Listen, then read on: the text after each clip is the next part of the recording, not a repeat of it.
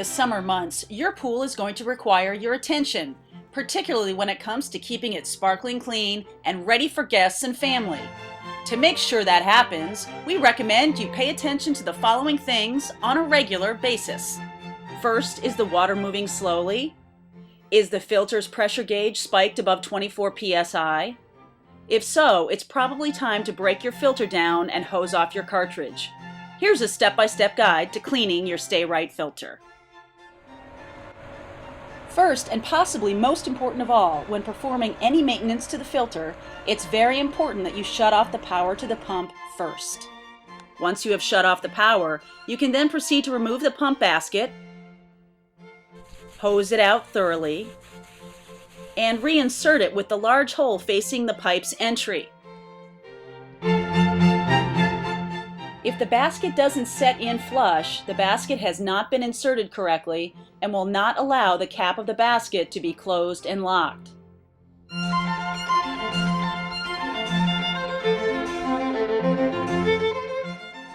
Next, the filter itself is filled with water, so to keep from getting soaking wet, go to the filter and unscrew the drain plug found at the base of the filter itself. You can do this easily by grabbing a screwdriver to loosen, then unscrew by hand. The water will then pour out. Once you have allowed the water to run out for a few minutes, begin unscrewing the 7 clamps around the filter. They will come completely out of their fitting when loose enough. Set them aside.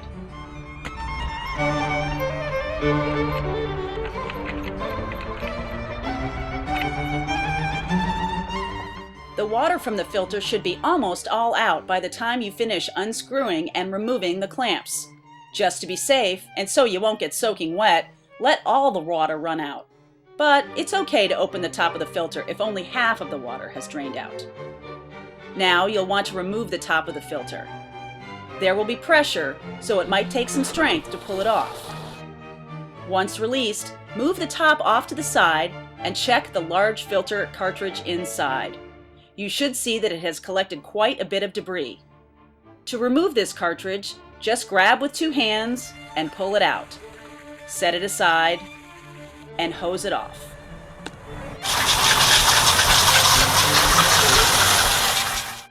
While the cartridge is out, check on the O-ring and make sure it's in good shape. Be sure to clean it off with a rag before reinstalling. Next, you'll want to check the rim around the filter for a buildup of the diatomaceous earth. This rim and the inside of the filter will also be cleaned out with a hose. Now you have a clean cartridge and a clean filter. Set that cartridge back in place and give it a little twist to set in place. You'll notice there's an arrow on the top. That arrow will line up with the plumbing lines and will direct you where to set the cartridge so it's securely back in place. Don't move on until you're sure the cartridge is secure. Next step, the O-ring will need to be put back in place securely. And then the top of the filter goes back on.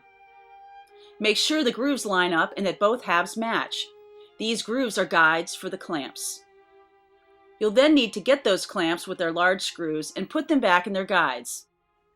Tighten the screws, first loosely, and then go around the filter in a cross-hatch pattern to tighten securely. Now that the filter is back in place and the screws are tightened, don't forget to put that drain plug back in. Then you'll need to turn the filter pump back on to get the pool running again.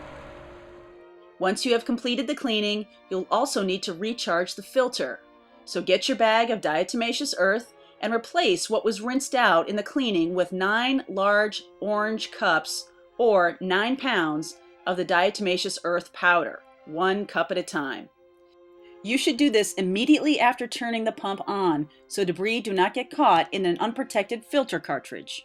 To recharge the filter, you put all 9 pounds of the DE, 1 cup at a time, in the closest skimmer location to the filter.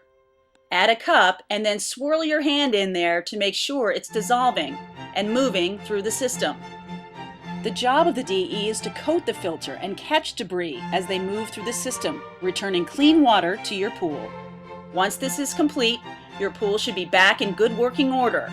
The pressure on the gauge should be back to normal, and the pool's water will be moving at a normal pace.